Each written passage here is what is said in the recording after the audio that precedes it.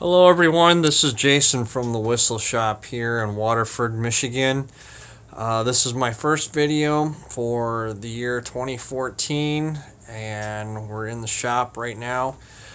I want to touch on a few things here in this video. It's kind of a catch up after some of the stuff that I've been going through in late December and the first part of January. As some of you may know, financially it's been a little difficult for me over the holiday season. When you've got a significant other half in your life that's kind of wondering when is your next paycheck coming in to help with the bills, it gets a little stressful around here, and I try to tell her, just relax, everything will be okay, things will pick up. But there's been some tension. But my silent business partner and I have met together on several occasions, and we've come up with some ideas of what I can do to be more efficient. You know, you've noticed that we've also lowered the price of our whistles dramatically. We have a company in Mason, Michigan called H&H Welding and Repair. It's where Frederick Shepard works at. They have offered to help us out with pre-cutting a lot of the parts that go into these whistles that I build, the ones that have no valves, and the 6-inch diameter whistles are specifically what I'm referring to. I drove over there today and I got a bunch of whistle product pre-cuts where all I've got to do is a little bit of machine work here in our shop and mostly welding and grinding. So it's going to save me a lot of time, allow you as the customer who wants to purchase a whistle from us to not pay an arm and a leg. It's going to be a good thing all around, and I'll still be able to pay my bills. They'll probably sell faster. But anyway, I could keep going on and on about that. Let me show you a little bit about what they had done today. Of course, you know all whistles have language plates, so what they did was they pre-cut some language plates here for me with the center hole so that I can put it on the arbor that I already have made that fits my lathe. These are much better cut than what I can do with my plasma cutter here at the shop with my two hands. This was done on a CNC plasma table. I should have took a video of this thing because this thing is gigantic. You could put a full sheet, probably 4 foot by 10 foot sheet of steel laying flat on this thing and cut virtually anything you want out of it if you do a CAD program for the measurements. I do have one person in particular that I want to say thank you to, who helped me with some basic CAD programming to be able to get the bottoms of what will be the future whistle bowls and the language plates. Of course, the bottoms here, once they're welded to the bowls themselves, they will have a hole cut in them on the lathe so that it's all centered up and running true, and it's not going to be out around. But these are all future whistle bowls. You can see I've got 10 of them here. There are more parts that go to the whistle bowls without a valve. These are just some of them here. I'll walk into the other part of the shop, and you can see over here on the workbench, here's the other stuff that goes into the whistle bowls. Here I've got the pre-cut bottoms that will get welded to it. This is schedule 80 pipe, 2-inch diameter. I got a bunch of those ready to go. I got some smaller language plates and smaller whistle bottoms for 4-inch diameter whistles. I got the small connecting rods that hold the seat in place where the language plate sits on. So once I get some free time after doing everything that I've been having going on here at the shop, I'm going to start welding some whistle bowls. As you can see, I've got one already done here, and this is what they're going to look like, the finished product. When everything, all these parts, and plus the ones on the other workbench, they're all welded together. This is going to be the finished product. I'll kind of get a little bit closer here. It's a nice, tight steam outlet right there for the steam slot. Everything fits nice and snug. It's nice and round. These are going to be great Pardon the phone beeping at me there. Another thing that we did get here at the shop is a 20-ton air over hydraulic press brake. We have fabricated our own press and die. What this will allow me to do is bend sheet metal or pieces of steel up to 1/4 inch thick, maybe a little bit thicker, to a 90-degree bend or more. I'll show you an example here on our workbench. You can see here that's 1/4 inch thick steel. It's a little bit more than a 90-degree bend.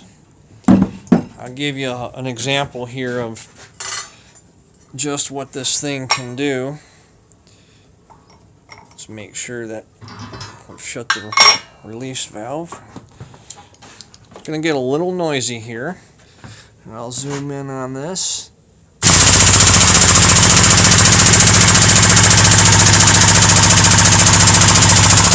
You see it made contact with it, so I'm going to kind of come over to this angle here, and I'll watch that piece of metal sticking out as I press the trigger here to let the air in.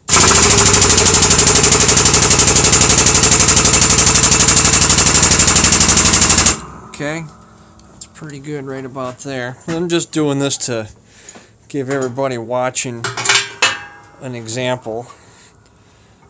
Now I'll release the pressure. Let it go all the way back up. And this is pretty close to a 90, not quite, but that'll give you an idea of what this thing can do. And I can do pieces of steel up to 18 inches long and however wide. I could throw this back in there upside down the opposite way and bend an angle in going the other direction, so I have a Z-shaped bracket.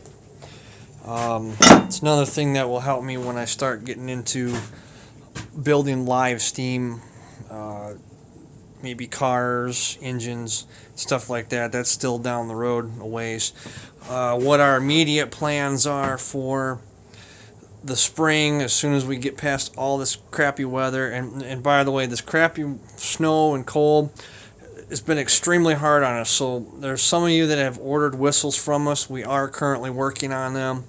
There are some days where I can work out here. There's some days where I can't because it's simply so cold. Even my wood burner and a propane heater doesn't keep up. And the reason for that is we still have one wall that didn't get finished before the fall season, but that's on the agenda for spring.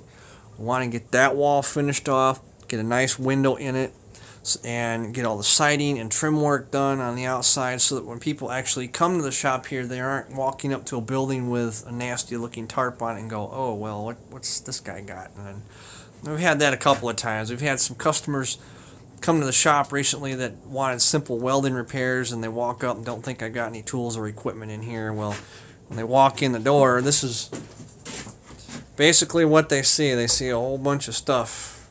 Wood stove, drill press, hydraulic press, chop saw, and they walk in the other side and they see all the other tools and equipment that I got. So snowplow blades, those have been something that I have done quite a few of recently, and that's just all of a sudden out of the blue. I know I've been sitting here wondering where my work's going to come from, what I'm going to do next, but bam, we got hit with whistles to build. Speaking of whistles, two of the smaller whistles that I had to recently build here, doesn't look like we can see these very well, but these are the live scale steam whistles that I build. They're 3-chime step top. I have 2 of these built for 2 individual customers. One had ordered it with ordered his whistle with a 3/8 inlet, and the other one with a 1/2 inch. Those will get shipped out tomorrow after the paint cures. You notice I have them sitting right next to the wood burner so that they can help dry before I shut the shop down for the night. The next thing we have to build for whistles after these 2, once these are done, is a full 8-note calliope. This is something that's new, but we're going to build them. Each one's going to be a single individual note, and it's going to be built according to the whistle scale that you can find on the Yahoo groups for steam whistles and such. And we have that material in here. It's already purchased. There are several size pipes. They're all inside of one another. Each one's long enough for me to get 2 whistles out of them. And those are going to be starting to work on probably the beginning of next week here, where I can start getting those single note whistles done for the Calliope. We're going to test them and have them operate on 20 pounds of air pressure and get those tuned. They'll be able to be moved up and down where they can be tuned easily for our customer. I can't really think of anything else at this particular time of what we're doing. Basically waiting for the cold weather just to get the heck out of here. It's so cold that it's been hard for me to work out here. The other thing, some of you probably wondering how all of a sudden I got a lot of work too. Well, one of my neighbors has a tree removal service, and he doesn't like to stand out in this cold weather splitting firewood. Well, because it's so cold this winter, as fast as I can split the wood that he brings to me from his tree jobs, that's how fast I'm selling it. So that has kind of been a part-time job for me. That's what I've been doing. It sounds silly as all get out, I can imagine right now, but when you sell each face cord that I sell or can split for $75, and we're talking 4 foot tall, 8 foot long, single row of split firewood for $75. There's been occasions where I've sold 3 or 4 of those a day, so that's awesome. It's been wonderful for us. So that's kind of where I've been able to get some money to purchase the tools like the hydraulic press here. I made the press brake from scrap metal that I had laying around here. But yeah, that's basically what I've been doing, and this is kind of like I said, the first video update for 2014. I will keep everybody posted. The next video I should have the 8-note Calliope whistles completed. Probably about a week and a half more before those are fully completed, because I have someone that'll come to the shop and possibly help me tune those, and those will be sent out as well. In the meantime, I want to say thank you to all our viewers who have been with us for the past year, and thanks for watching and supporting us for the video that Delay and Block Productions did. We're hoping that this coming spring, once the building's completed and I got more stuff cosmetically done on the exterior here, that we can have another video done in the near future. So otherwise, thanks again.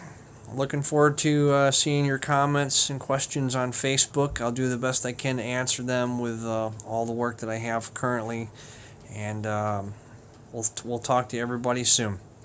Thanks again, and thanks for watching.